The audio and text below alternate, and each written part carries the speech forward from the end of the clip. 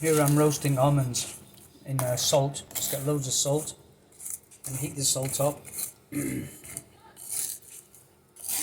and stir occasionally. Put it on a very low light, very low, so it doesn't burn. The salt's already gone a bit brown, but there's no harm done. And yeah, that nice roasted flavour, and they salted. Very easy. It takes about probably 10-15 minutes on a low light.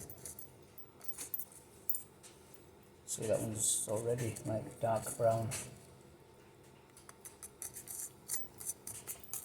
And then what I normally do after, if I want to make some the equivalent of peanut butter, this would be almond butter, I would blend with my coffee grinder. I would grind this into a very fine pulp and mix with some butter,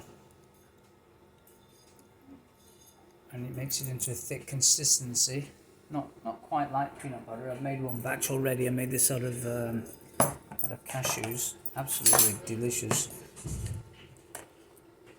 This is like it's the consistency of peanut butter. See, very nice.